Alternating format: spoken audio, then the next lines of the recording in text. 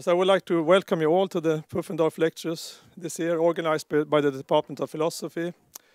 It's a great pleasure to introduce Professor Cristina Bicchieri, who is this year's Pufendorf Lecturer, of course. Bicchieri is S.J. Patterson Harvey Professor of Social Thought and Comparative Ethics at the University of Pennsylvania in the US. She's also head of the Behavioral Ethics Lab and director of the Philosophy, Politics and Economics program, and also of the Penn Social Norms Training and Consulting Group. Her intellectual interests lie at the border between philosophy, game theory, and psychology. Her primary research focuses on judgment and decision-making, with special interest in decisions about fairness, trust, and cooperation, and how expectations affect behavior. A second research focus examines the nature and evolution of social norms, how to measure norms such as consensus and compliance, and what strategies to adopt to foster social change. This research is more applied and forms the core of the Penn Social Norms Training and Consulting Group. A third earlier research focus has been the epistemic foundations of game theory and how belief revision affects rational choices and solutions. And Professor Bicchieri has published numerous books and articles on this, of course. There's a new one coming out, Norms in the Wild, upon which some of the material here is based, perhaps all is based, I'm not sure. It's also interesting to note that Professor Bicchieri's interests coincide with those of many researchers at the Department of Philosophy here in Lund. And many of us have been influenced by her work, including her work on norms and pluralistic ignorance. A group is in a state of pluralistic ignorance when, roughly speaking, every member of a group judges that the other members have a certain attitude, which in fact no one privately entertains. Just as when, in the tale of the Emperor's New Clothes, this familiar tale, everyone in the audience believes that the others can see the costume when in fact nobody can. It takes the naivety of a child to break the social spell, as we remember. In her research, Professor Bicchieri has investigated how it is possible that such inefficient or unpopular norms survive, and what motivates people to obey norms in general.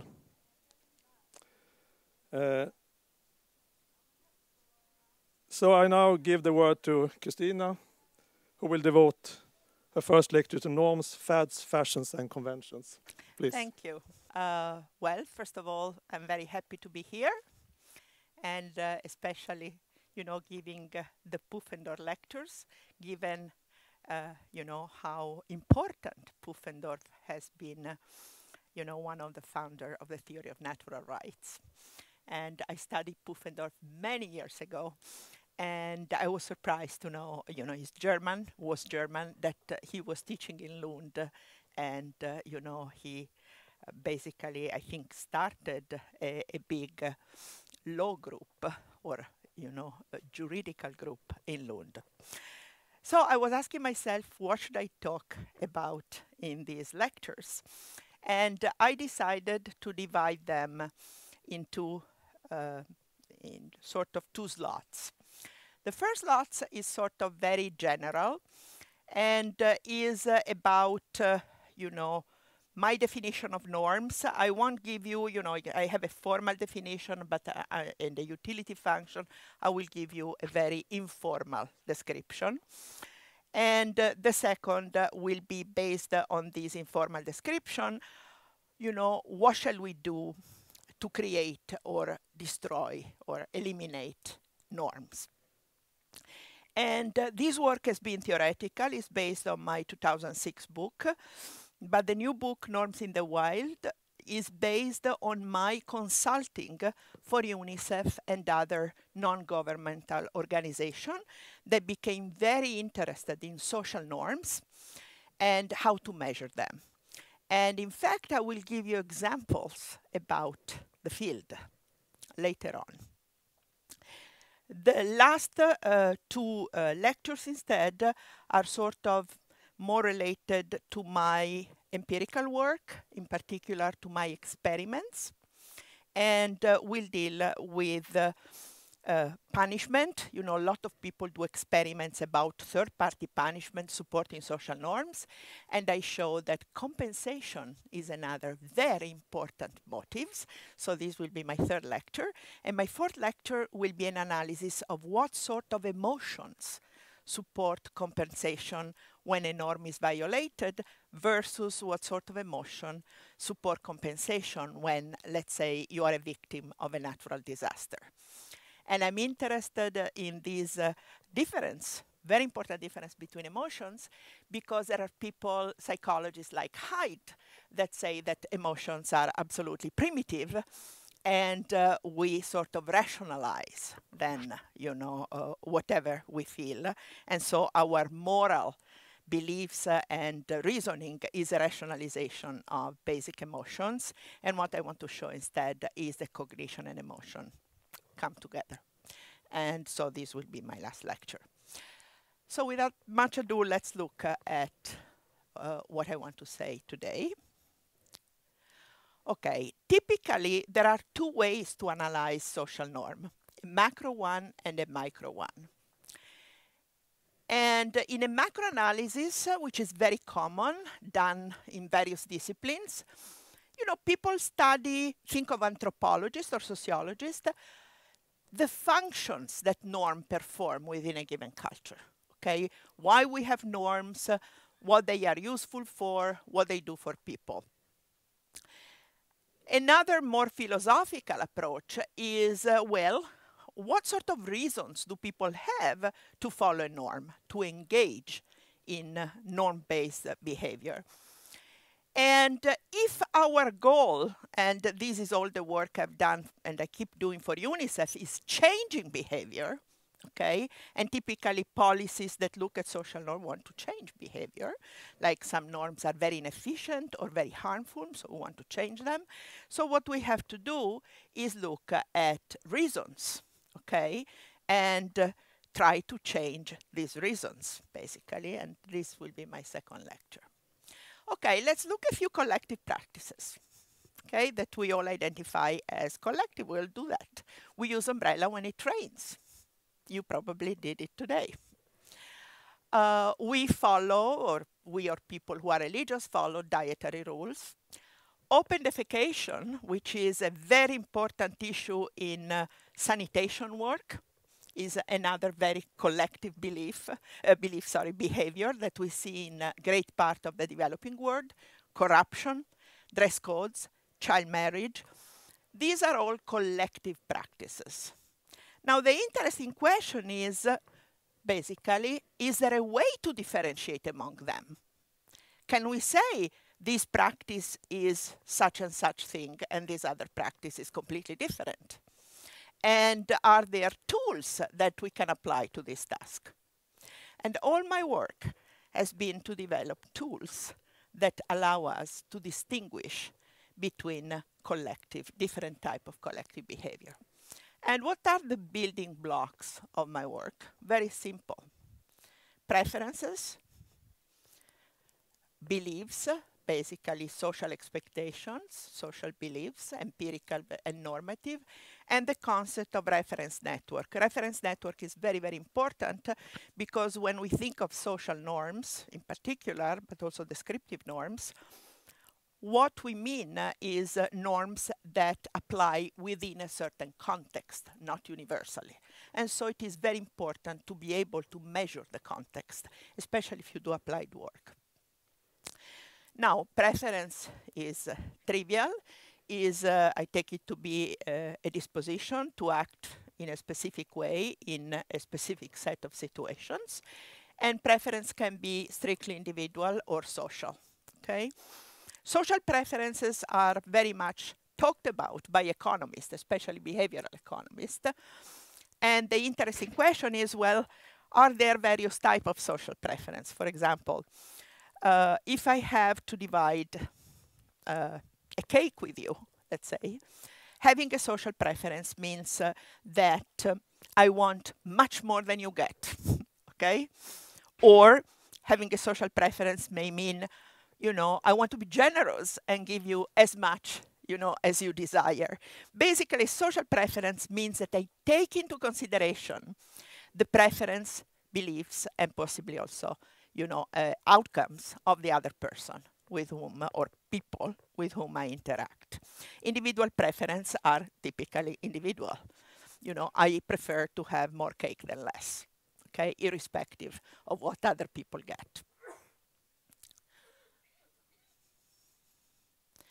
Now, preference may be, and this is a very important concept for social norms, completely unconditional in the sense that my preference does not depend on any specific factor, or in particular, does not depend on what I believe other people do or think I should do, okay? So if I say, well, you know, every time I go to the restaurant, I eat fish. I have a preference for fish, is completely unconditional. It would be conditional if I tell you I am a religious person and I eat fish every Friday. So it would be conditional preference. Or complying with the moral norm is typically, hopefully, unconditional. In a social sense, because, you know, whatever you do, for example, I will not harm an innocent person, okay? Preference may also be conditional, and this is a crucial concept when we try to understand social norms, because social norms are supported by conditional preferences. So the crucial concept is conditionality of preferences. You will see in the definition.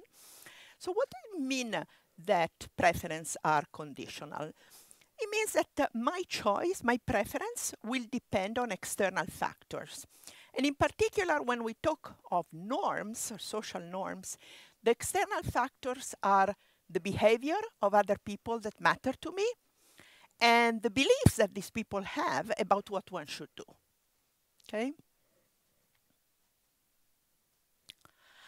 So having conditional preference, this is a very important concept, imply that I may do something. Okay, I have reason to do something which is different from my thinking that what I'm doing is good, okay, is advisable, okay, I endorse it, not necessarily.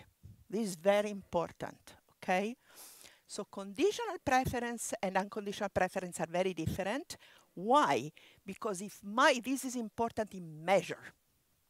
Because if my beliefs and social expectation were to change, my behavior would radically change. And all the experiments, the lab experiments I have done, basically want to prove this point.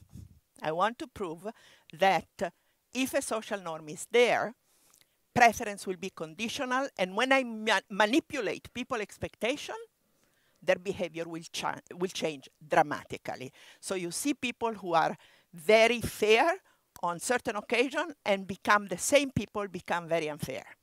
It's sad, but true. Okay? This is very, very important to keep in mind. So conditional preference is a crucial part of building blocks. So you say, take a case of fair division. You know, I may not care about fairness at all. I couldn't, you know, care less about fairness, but I would behave fairly because I'm sensitive to what other people do.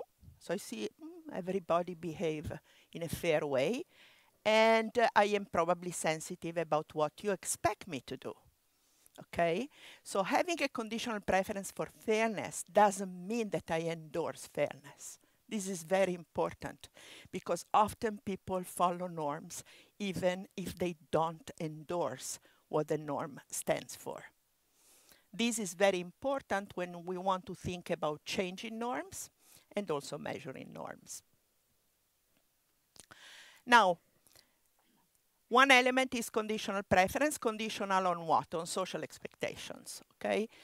Expectations are beliefs, and beliefs we know can be factual or normative. So I believe there is a gray table here is factual, and I believe I should give a decent lecture is normative, okay? And social expectation basically can be factual or normative, and they are beliefs about other people's behavior and or beliefs, okay? So I distinguish between empirical and normative. Empirical expectation is, let's say, in our community, it is common to bribe public officer. This is an empirical expectation. This is what we believe or no. Okay? This is a factual belief about what people do. Normative beliefs is second-order beliefs about what we think people think we should do. We may be wrong, okay? And we will see the consequences of being wrong.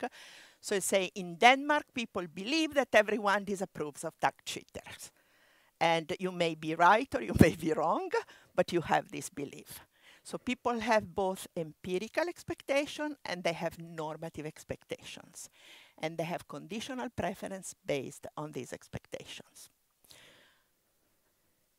Okay, now I distinguish between empirical self, what I'm going to do, about others, what others do, and second order, what others believe I or others should do, and normative, what I should do, what others should do. These are personal normative belief, and normative expectation, what others believe I or others should do. Now, these things are very important in measurement. And believe me, we can measure them. So it's very, very important to be able to measure these concepts, okay?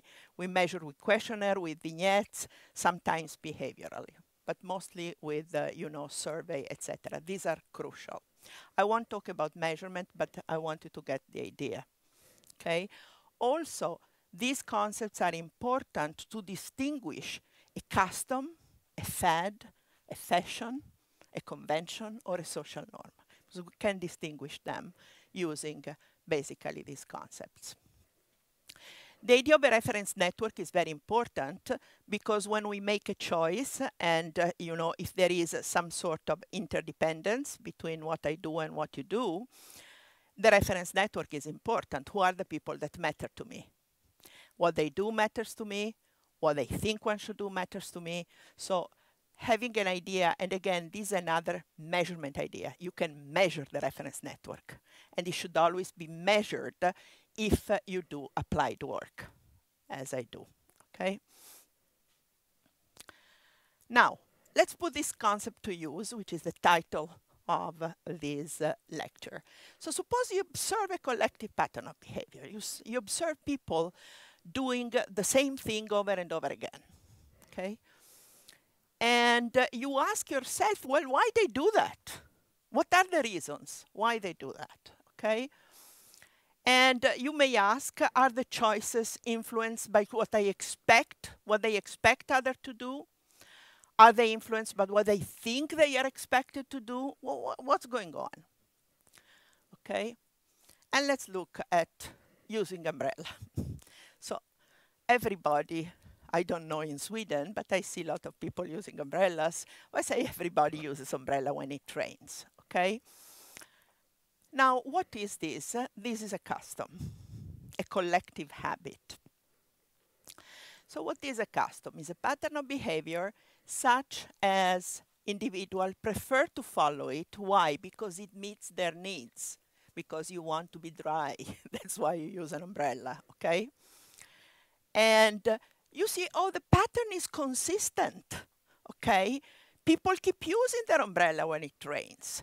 Well, the consistency is caused by the fact that we all have the same reason to use an umbrella, to get dry, okay? So each actor is individually, rationally choosing to use an umbrella, okay? And we may ask, do expectation play a role here? Does the fact that you expect other people, if I ask you, say, yes, people use umbrella when it rains, does expectation matter? Empirical expectation, you certainly have them, because if I ask you, you will say, yes, I expect people to use umbrella. Do they matter to your choice? And the answer is no. You would do it anyway, okay? So your preferences are unconditional. I prefer to use an umbrella because it rains. Whether other people use umbrellas or not is completely irrelevant to my decision. So with a custom, I hope you start seeing how this basic concepts that I am using are very important in discriminating between different practices. Now, this is very important in applied work, okay? Because the first question people at UNICEF, let's say, will ask you is why people practice open defecation, why people marry their girls at 12 or 13, why there is female genital cutting. Why do people do that? And it is very important to be able to analyze the reason. And some of these, and we can measure these things, are purely customs. And let's see, to summarize, are habitual patterns of behavior, and people prefer to conform to them because it meets some basic need, something they perceive as a need, okay? So in this case, there are no conditional preference, and expectations do not matter to choice. Now, there are many other situations where expectations do matter to choice. That when your expectations really move you to do something, okay? For example, suppose you want to imitate other people. Then, of course, what you expect them to do matters a lot, right? Or suppose, you are in a very ambiguous situation and you don't know what to do. Well, you look around and try to understand what people do, okay? And typically you would want to imitate them. Think when you want to buy, I do that, a new refrigerator. I know nothing about refrigerators. I go on Amazon or Yelp and look at what people have done, have chosen, say about different products. And I will show you, this is called social proof. Basically, in all these cases, my expectations about what other people do matter to my choice. The last case is coordination, okay? Think of coordinating on a language, on a set of signals, on traffic lights, okay? Here, expectations are crucial because I know, or I expect people to expect me to stop at a red light, and I pass with green without spending hours looking around because I expect people on the other side to stop at right, okay? So fashion, I talk about fashion and fads. Fashion is a type of, imitation. You want to imitate some popular, successful, or attractive others. Teenagers are typically in this condition, okay? And it's very interesting because, why you do that. You want to be liked, you want to belong to a hot, groups. There are many reasons you want to do that, but certainly empirical expectation play a very important role, how the hot people dress. Also, we want to imitate successful people. This is a little boy that imitates, two adults. And it's very interesting. There is a way of saying in English, dress for success. And it's very interesting because it tells people dress like successful people dress, as if success is embodied in dress. But when you don't know why these people are successful, the typical thing is to look at external signs of success and imitate them, okay? The third is social proof, okay? Is, as I say, we think basically, and this is interesting, 81% of consumers receive advice, okay? And now we go on internet to get advice about what to buy, what to do, etc., etc. And it's called social proof simply because the situation is uncertain, is ambiguous, we don't know what to do, we look at what other people do. Empirical expectation play a crucial role here. What I think people are doing. Now, all these expectation, fashion, fads, social proofs, imitation, etc., are unilateral. Basically, I look at a famous person. They don't look at me. I look at Amazon and check what other people have bought or what they think is a good product, okay? So it's a unilateral expectation. They don't look at me, I look at them, okay? Expectations are also multilateral, okay? When they are. Look at this. This is an English picture of a traffic jam. And multilateral expectations simply mean that, you know, what I expect other people to do matter and what they expect me to do matter to deciding what to do. And in traffic, this is a typical example, okay? So even in this case, empirical expectations do matter, okay? And they are multilateral. What I expect other, what they expect me, okay? And David Lewis talked at length about that in his book Convention. He basically deals with these coordination, what he calls coordination games. Language and communication are other good examples. I put here the Tower of Babel because I don't know if you remember in the Bible, they were, you know, wanting to build the biggest and highest tower they could. And God got mad. And what did he do to prevent this? He gave people different languages. They couldn't communicate anymore. They couldn't coordinate anymore. And so the tower, you see, ends here, basically. So this is another example of multilateral expectation. So in communication, you expect other people, you know, to communicate in a particular way, and you know that other people expect you to communicate in the same way. Now, bribing is another interesting example because people are, you know, there is a lot of talk, especially at the World Bank, about, oh my God, there is so much corruption in so many countries, what can we do, etc. And one thing they have to realize is that bribing or corruption is a case of multilateral expectations, in particular empirical expectations. That is, the briber expects, okay, the bribee to give them a certain service. You know, if I pay you, you give me something. The bribee expects a certain amount of money in return, expects not to be denounced, etc., etc. So when we talk about certain norms of corruption, these are not social norms, I will show you they are descriptive norms, you know, they are based on multilateral expectations. And so the interesting thing to do is how can you break this vicious circle of expectation? What can we do, okay,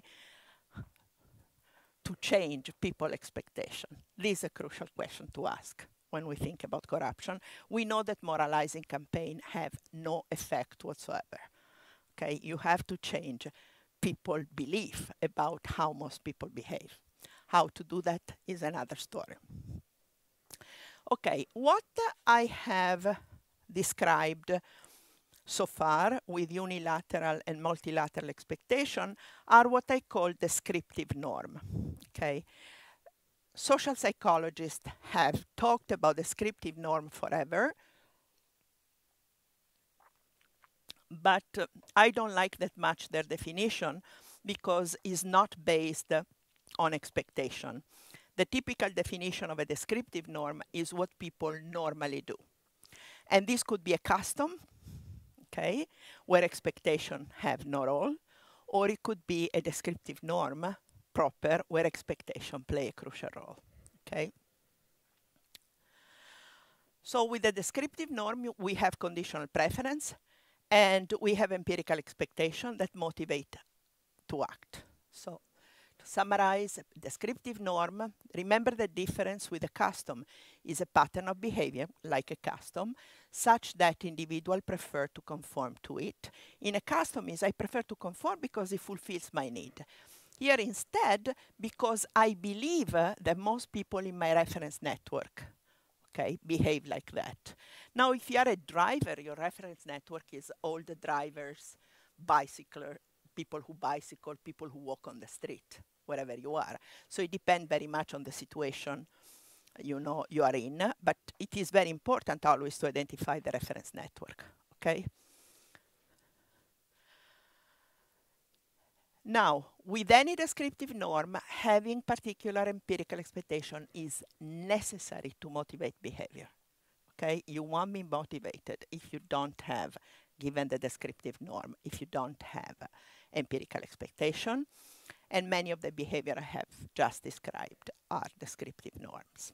Okay, so fashion, fads, rules of etiquette, signaling system, salt in the tip jar. This is a nice example that Schelling gave in one of his books. I don't know if it happens here, but if you go to Starbucks in the US and you go and pay, you will see a tip jar, a jar with a lot of dollars. And who put the dollars? The waiters. Not the clients. And why do they do that?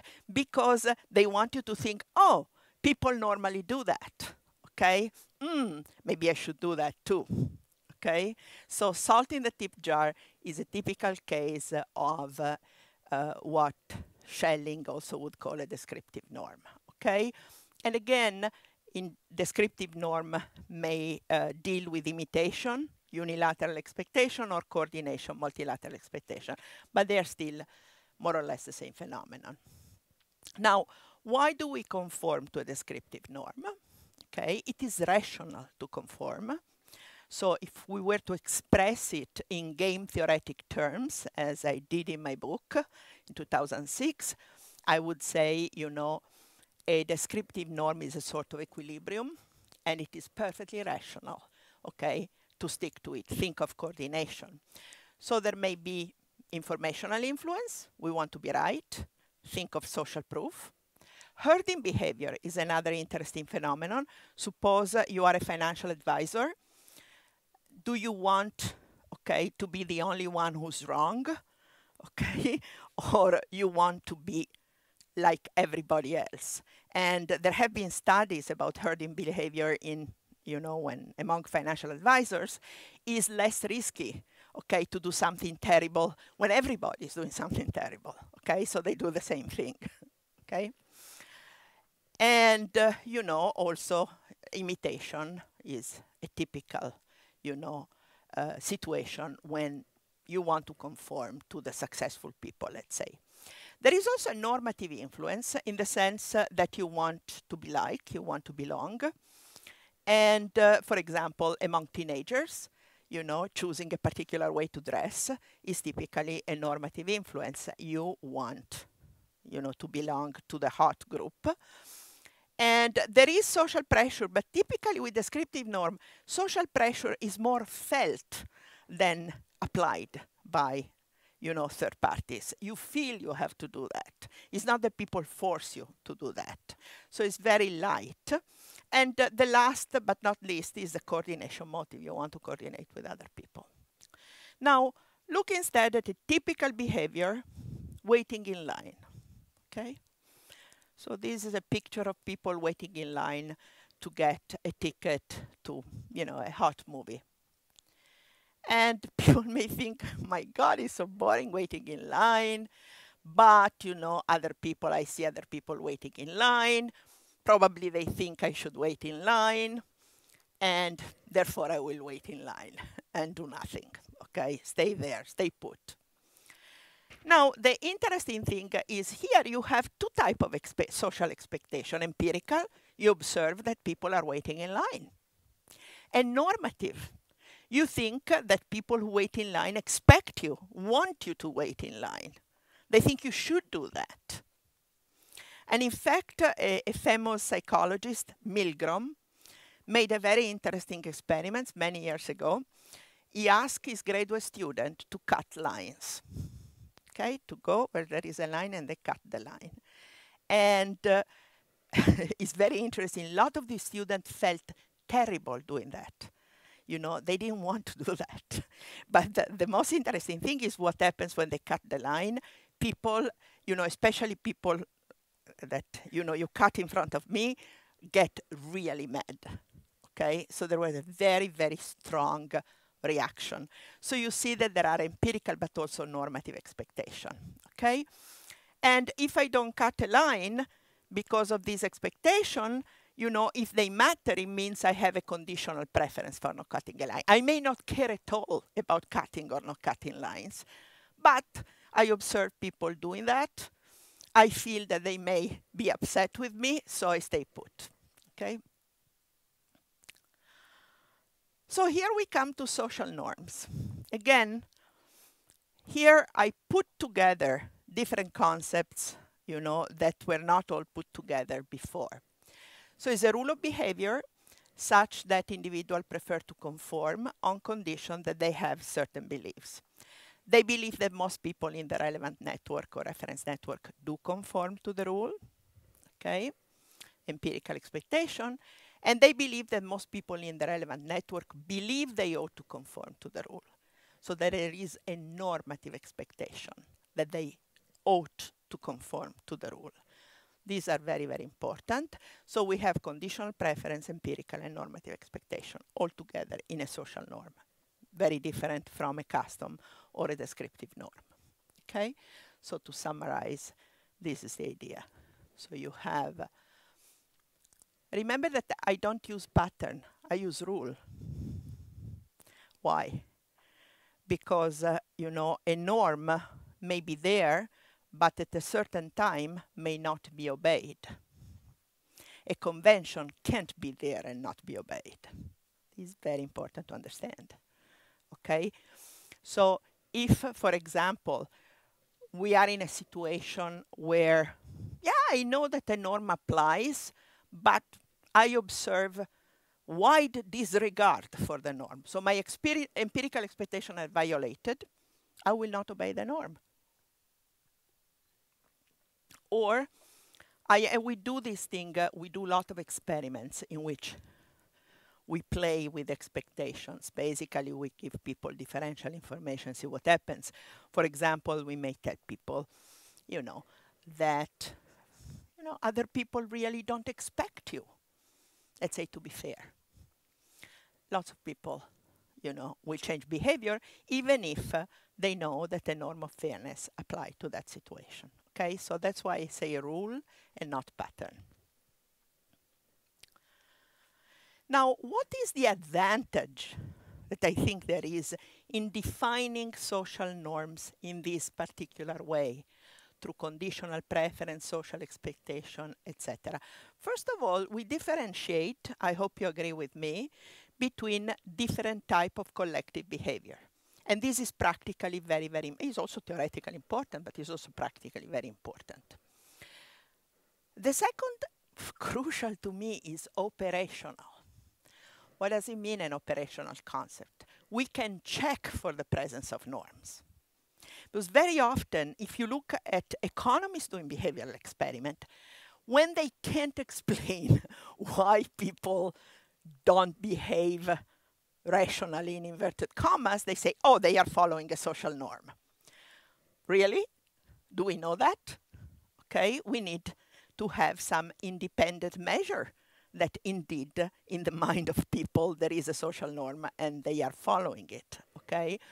And so this type of ideas, if we will, concept, allow us to check experimentally for the presence of social norms. And we do also that with UNICEF and the other NGO we work with. We have basically helped with surveys and vignettes exactly to check if it is what is it? Is it a norm? Is it a religious injunction? What is it? What is most important? Okay. Now we can make predictions that are testable, because if you know, I think there is a social norm. Let's say I prove there is a social norm, and I want to know under which condition there will be compliance. And therefore, what I do, I manipulate expectation and see if people change behavior. So it is very testable. So there are lots of advantages to this definition in terms of social expectation and conditional preferences. Very important, again, I am not discussing measurement, but the important part of measurement is we identify causally relevant variables. Crucial. We do it experimentally. We can do it with survey vignettes, etc. Very, very important. We can discuss that at the end of the talk if you want to know more about that. Okay. So note, preferences are conditional on social expectation, and we have both empirical and normative expectation. Okay, they are both necessary.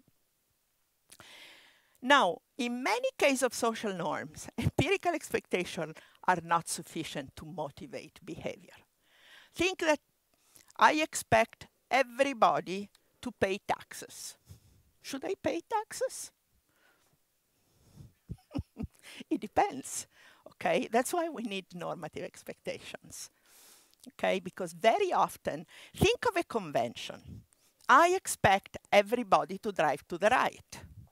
Well, it is in my interest to drive to the right. I am an idiot. If I drive to the left, I kill myself or kill somebody. Now, what happens instead with a social norm? Am I an idiot if I don't follow the norm? Well, it depends. Okay, if there is no monitoring, if there is no normative elements, I may be tempted not to follow the norm. Okay, so everybody pays taxes. What shall I do? Well, I have a temptation not to, especially if there is no monitoring. Okay, that's why we need normative expectations. Normative expectations are typically, but not always, presented also as the willingness of people to impose sanction on others. Okay? And we see that in experiment, there is third-party punishment. So third parties are willing to punish people who break a norm. So people who are not generous, people who don't cooperate, people who do not reciprocate, etc., are usually punished.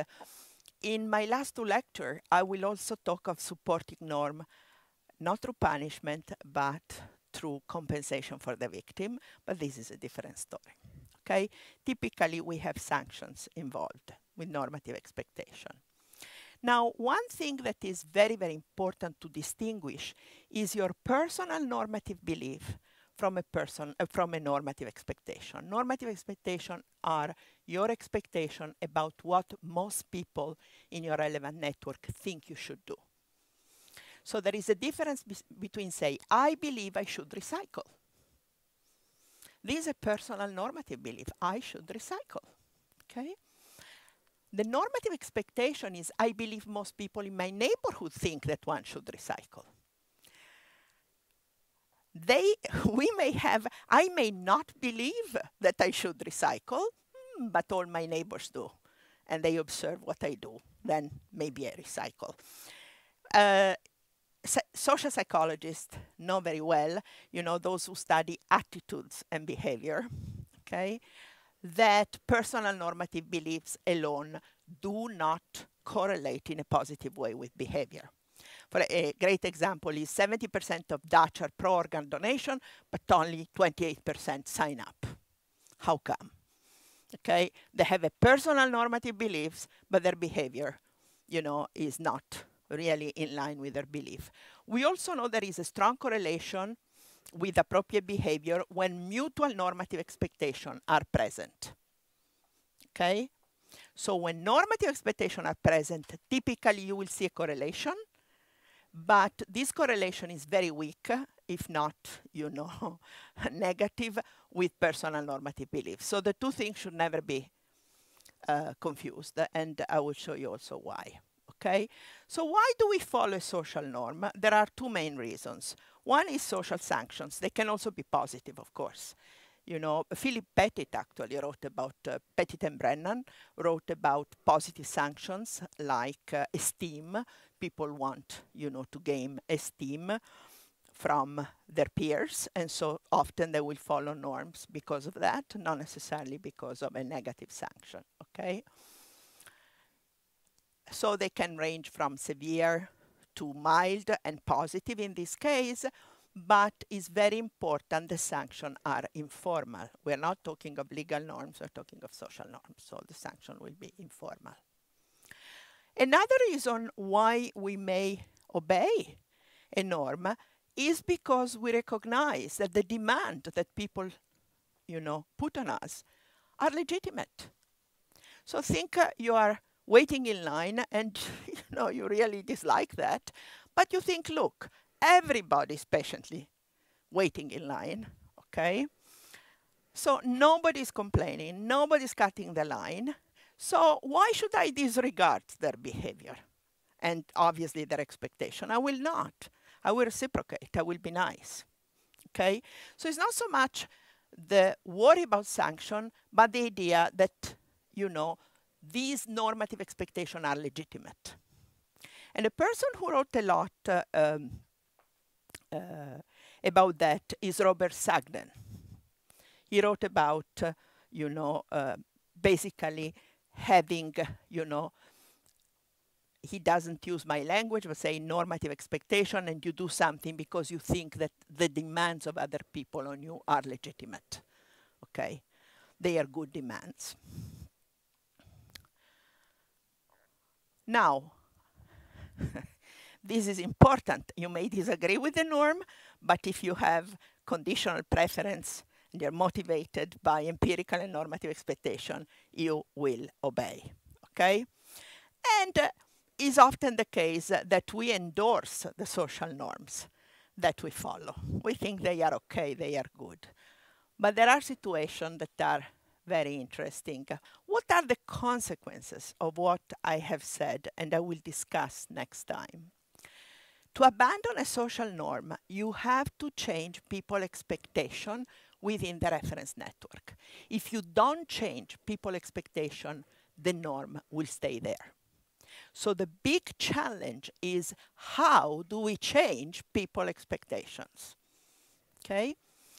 To create a social norm, okay, and here creation, there are two ways to talk about creation of social norms. Sometimes norms emerge spontaneously, and we will see why tomorrow. But often people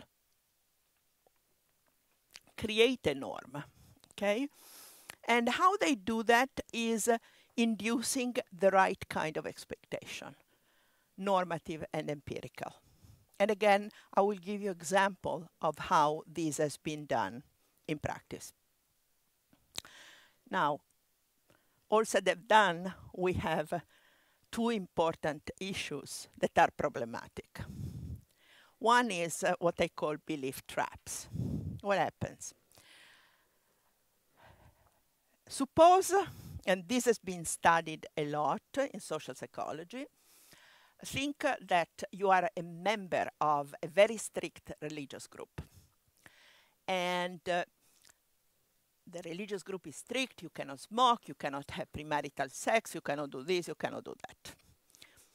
And you observe people talking in a positive way about all this injunction.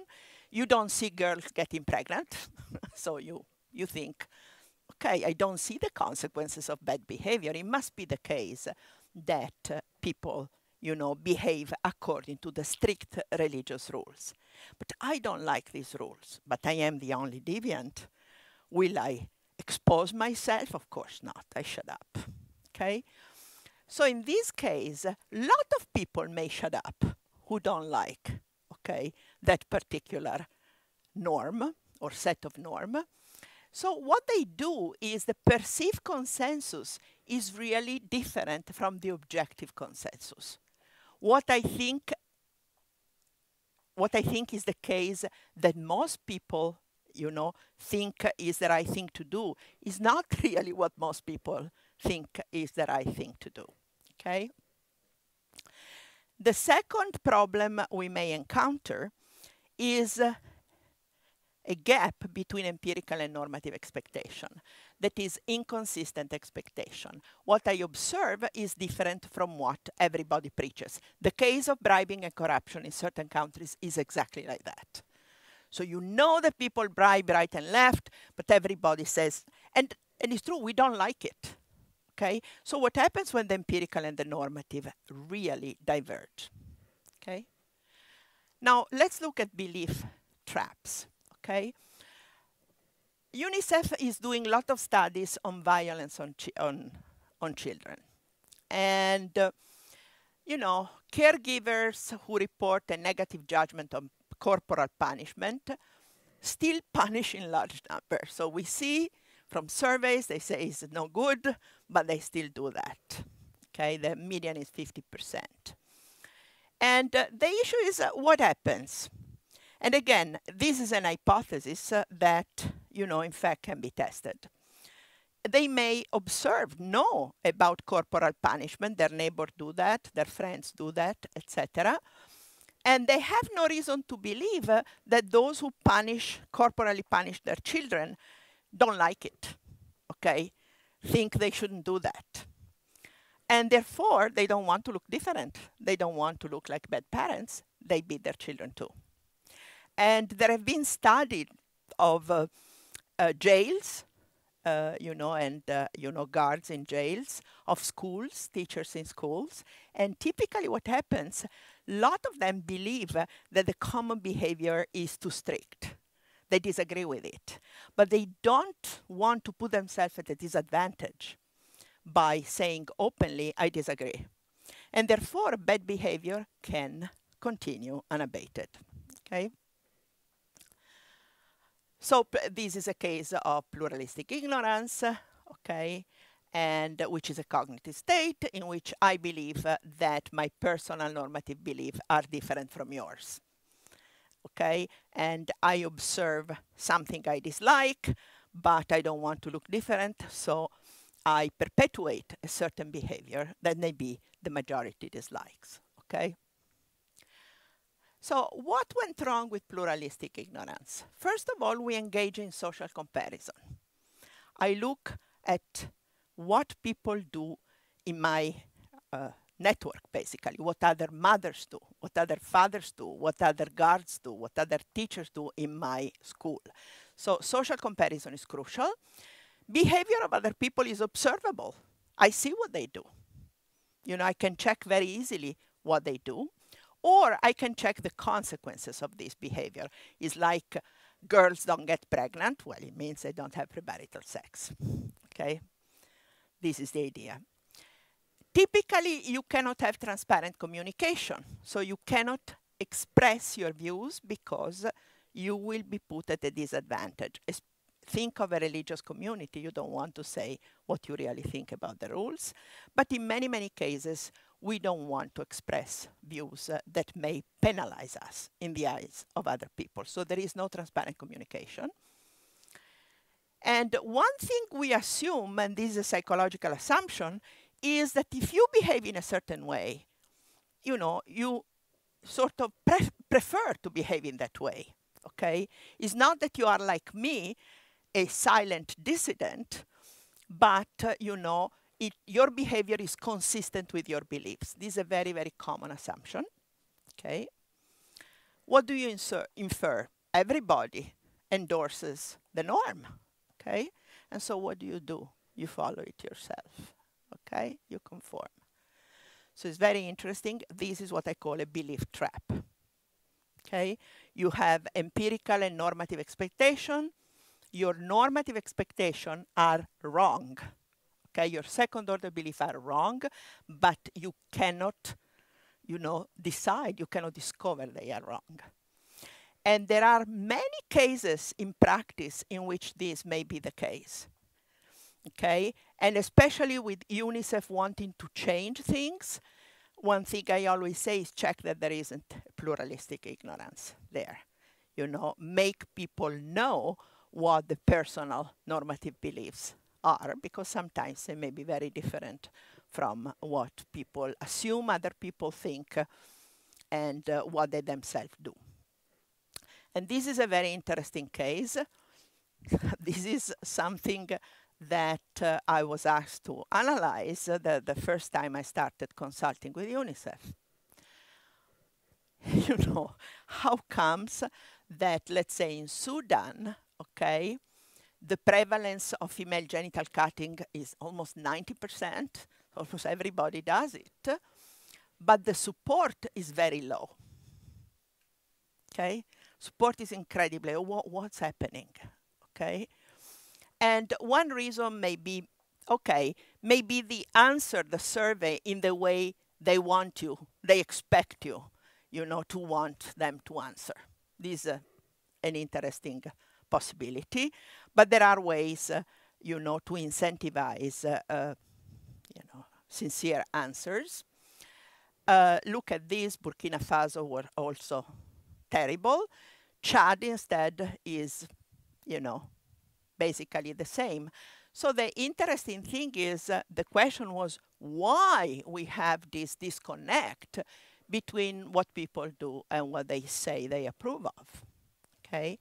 And again, my suggestion was, well, let's see if it's a case of pluralistic ignorance or not. Now, how do we detect this? We collect personal normative beliefs.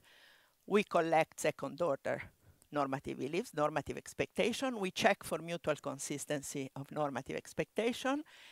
And we know at that point if perceived and objective consensus do differ. Okay, this is very important. The most important thing, however, is incentivize, truthful personal normative beliefs. And there are ways to do that. Okay, let's look at the second problem. When we have a disconnect between empirical and normative. Usually with social norm they go together, but they may not, okay? Now they say we know that bribing is common, but and we know that people condemn it. What shall I do? Okay, what shall we do in this case? Or we know that good parents are expected to marry their daughters after puberty, but now many families wait and send their daughters to school. This is a very, very typical case, okay? What shall we do? The empirical and the normative are somewhat disconnected. And what we know, I did experiments on that, is that empirical expectation always win. What people do is more important than what people say should be done. That's why moralizing campaigns are a failure.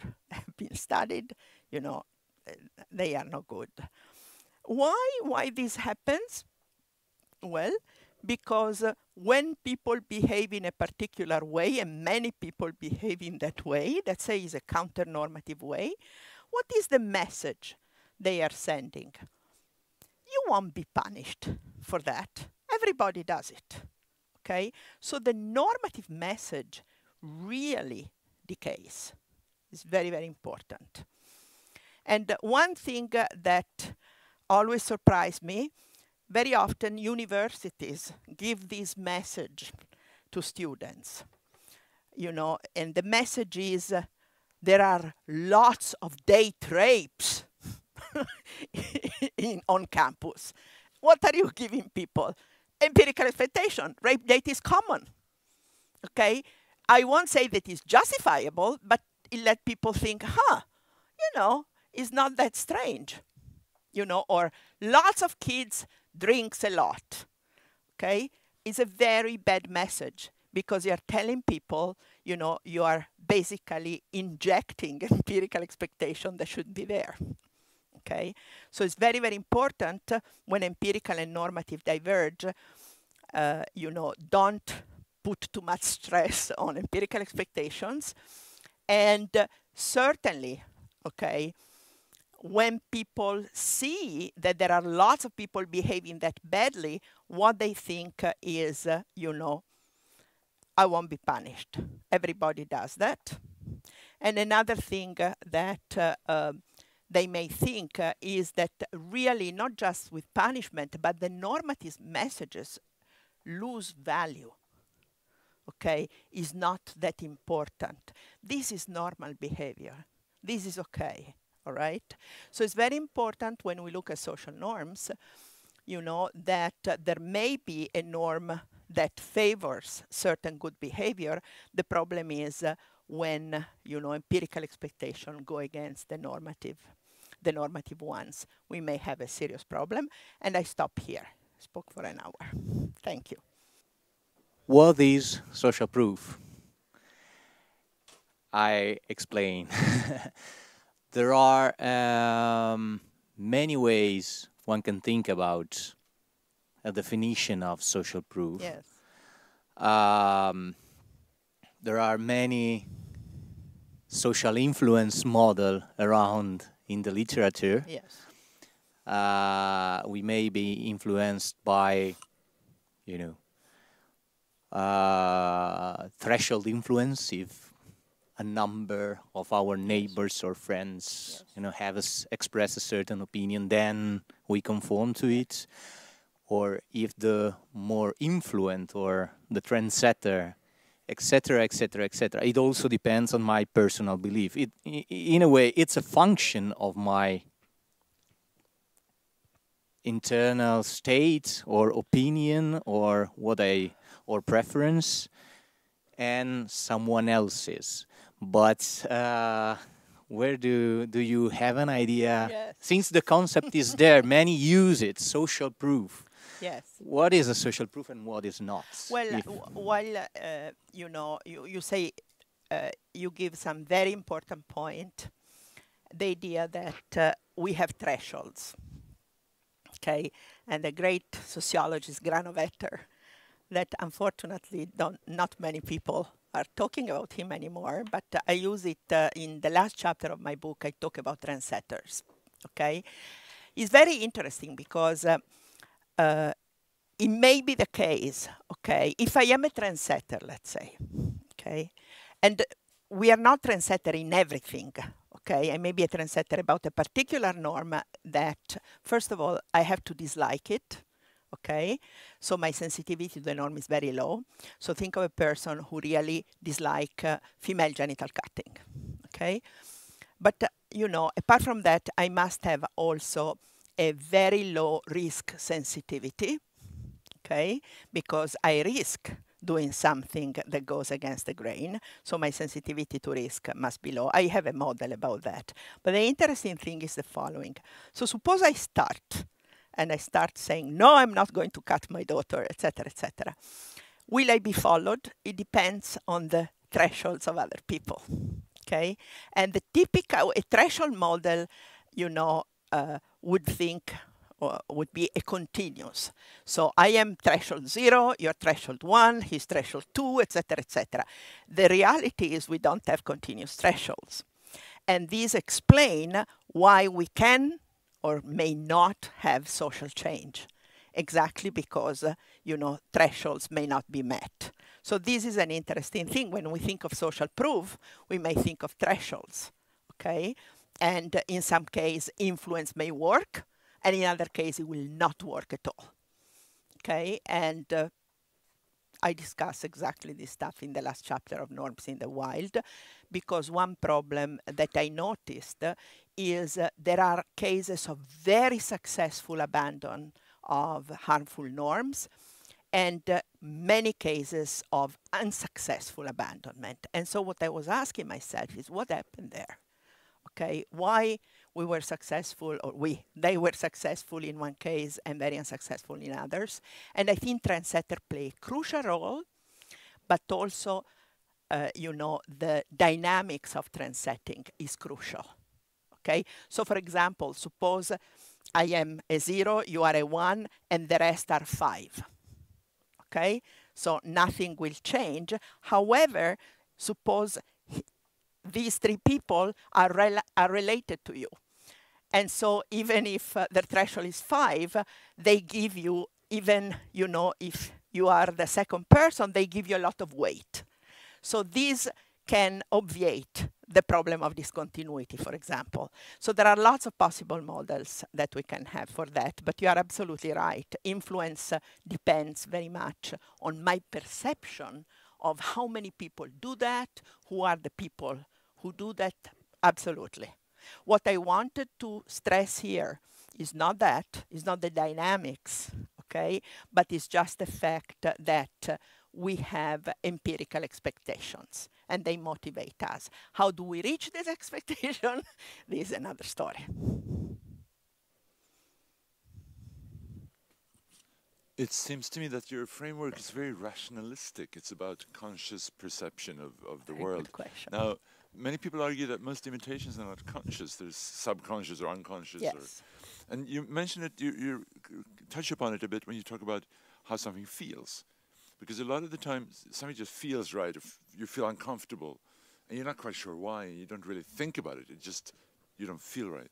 But it has to do also with perceptions and expectations, I would have thought, because perceptions can be unconscious, and so can expectations. I mean, expectations can be parts of ways of behaving or practices or that are not, that you're not aware of. So what about all this, maybe majority of cases? Okay, very good question, thank you. I said in various parts of my work that we are unaware of the fact that we obey social norms. Most of the time, it's very automatic. Our behavior is a default rule. Boom, you do that. The interesting thing is, so mine, if you will, is a rational reconstruction of what I think are the important things with social norms. It is also true that even if it is a rational reconstruction, there must be a link with reality. And the link is, if I give a rational reconstruction in terms of beliefs and conditional preference, it must be the case that if beliefs change one way or another, okay, I may induce a change in belief in you, you don't even realize that, okay, your behavior will be different. And we see that in experiments, because when we change the payoff are the same, the game is the same, we call the game differently. Is a market game or is a contribution game? So I've changed basically the script, okay? People behavior changes radically. And why does it change radically? How do I reconstruct that? Because their social expectations have changed completely. Okay, so I agree with you, there is, most of the time there is no awareness. The fact that there is no awareness should not prevent us to give a rational reconstruction, because, it may be the case that if indeed our beliefs were to change, and I can induce with different information a change of expectation in you, I promise, you're a subject of my experiments, then behavior changes dramatically. Okay, even if you're not aware of that. This is an interesting thing. Yes. Oh, sorry. Yeah, in one of the slides, you had what it means to abandon a social norm and create a social norm. Yes. And as I remember it, under abandoning a social norm, you just said it means to induce a change in the reference network. Yeah. Okay, that's one way of doing it, but isn't it becoming increasingly more popular simply to jump into another network?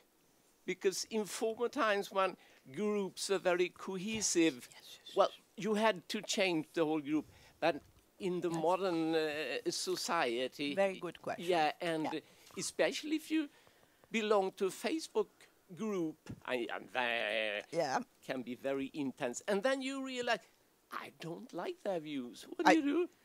Vote to drop with your that feet. Facebook group and jump into another group. And why didn't you bring that? Why didn't you bring that I am bringing it up when I talk about norm change. The interesting thing, and again, this is the last chapter of my new book, and there is some evidence. So there are two kinds of situations that are very interesting. In some cases, people just vote with their feet. They form their own little group and say, the hell with you, the Amish. This is a great example. The Amish didn't like the environment where they lived in Europe. They went to the United States, and they could basically, this can happen because they could survive on their own. There are, however, situations where that small group that do different things has to proselytize to survive. Think of a situation where marriage is exogamic. We can only marry men or women from other villages, let's say. So this is, has been studied actually. All these small groups that form what do? They spend an enormous amount of energy proselytizing. So try to convince other people, you know, to get sort of, to change their expectations, etc. And there are many ways to do that. So you're absolutely right. In a world with, you know, Twitter, Facebook, etc., yeah, we can change group very easily. But there are situations where it's not that easy to change group. Then you have basically to convince other people. You have to proselytize. Yes, but I agree with you. I agree with you, certainly. You can vote with your feet. In many cases, you can.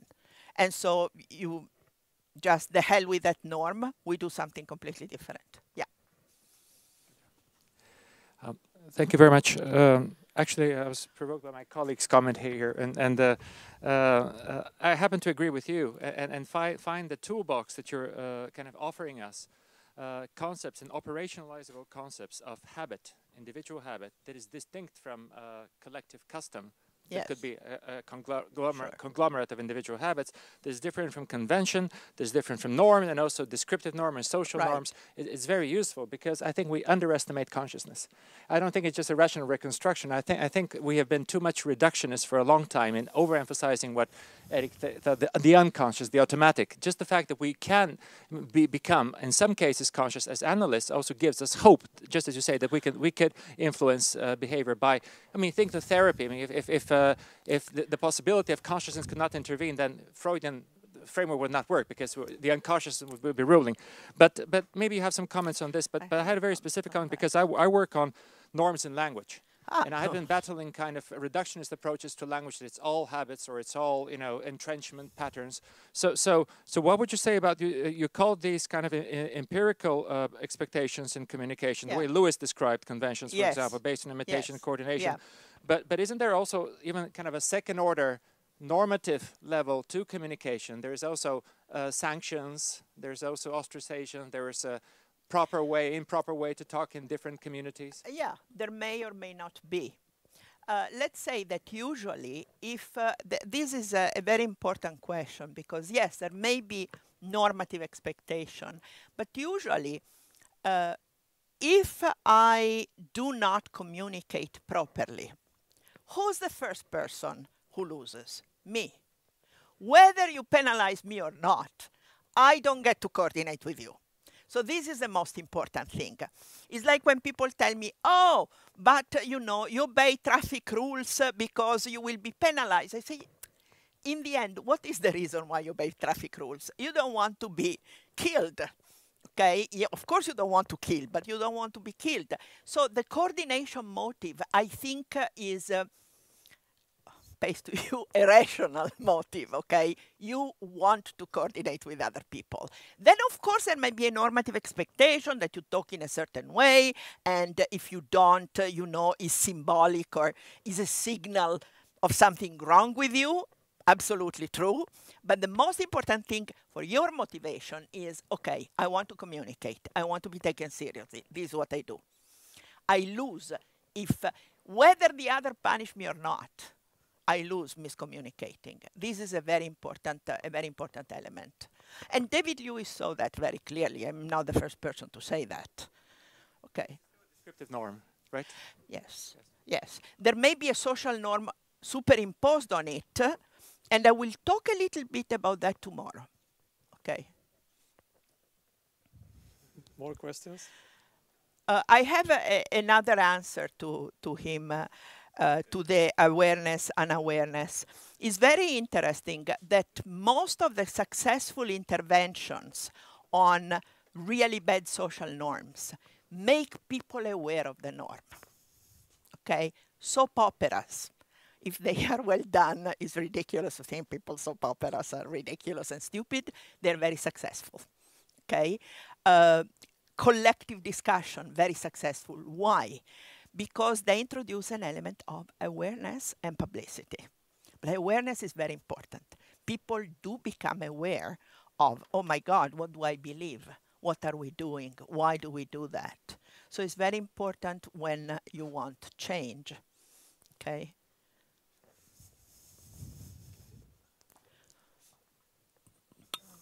Yes, I think I'm sort of picking up on the last question. I was thinking about why people conform, and you had this distinction between informational influence and normative influence. Yes. So if the normative influence is make people conform because I don't want to be punished. No. And then, no, that's my train of thought. And then No. informational influence would be people conform because I don't want to be unsuccessful.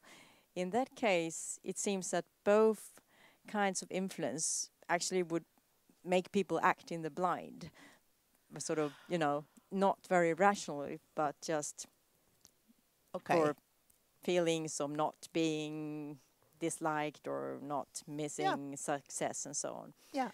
But these two notions instead, they have to do with the expectations again, or so that's what they actually, Yes. The idea of informational and normative influence is due to Deutsch and Gerard, two great social psychologists of some time ago. And, and they don't discuss the coordination motive, which I had, but they discuss informational and normative influence. But when I talk of normative influence, is like my daughter, when she was in high school, she wanted to be popular, whatever it means. I never understood what it means. But she wanted to be a member of the hot group. And there was normative influence. It's not that the people wanted her to be part of the group or would penalize if she doesn't dress like them, but is a sort of normative influence. Okay, you want to be like them, you want to be accepted, etc. Is not the normative influence of social norms, because in social norm there is a mutuality. People, prefer you to behave in a certain way.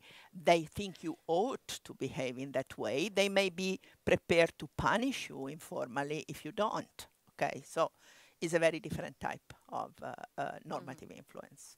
Okay. Thank you again.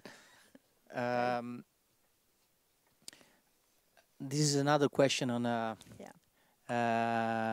conceptual distinction. Yes. And it's about your point on normative expectation and empirical expectation, and your divide. Yes.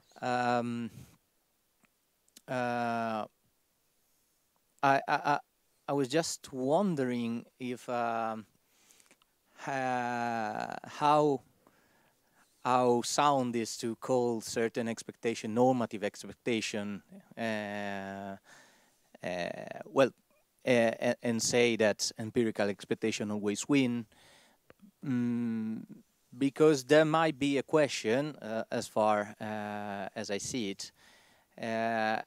Okay, let's play the devil's advocate, and I say a norm or a normative expectation is there when I expect, other people to implement it and to sanction me in the game of life if I don't play accordingly, in the repeated game of life if I don't play accordingly.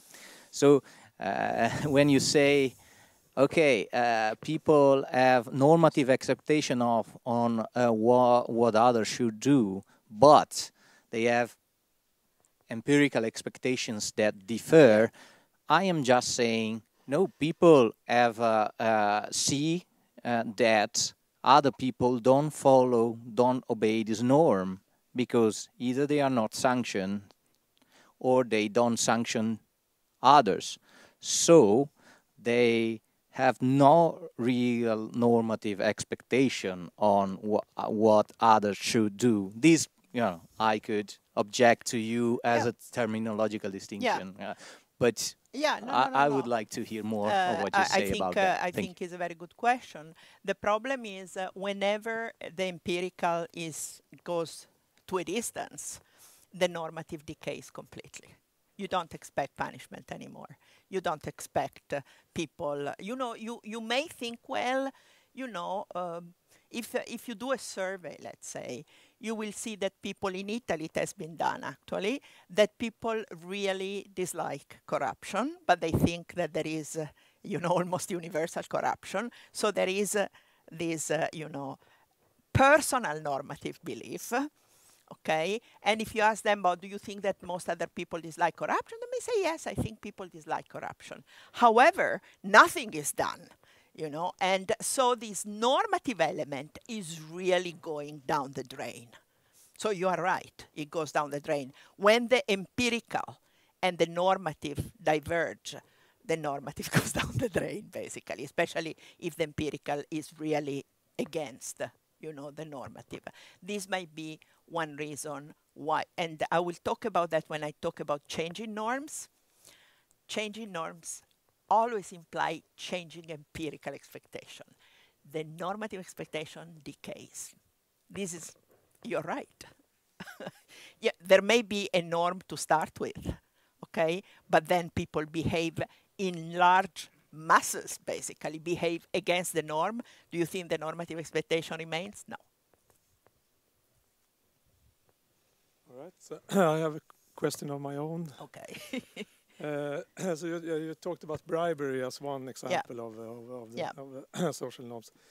And then you said something which I thought was kind of paradoxical, because you said that if you actually tell people that bribery is common, that might be counterproductive in a sense, because it might actually enforce the norm of bribery. And but of course it might be true that bribery is common.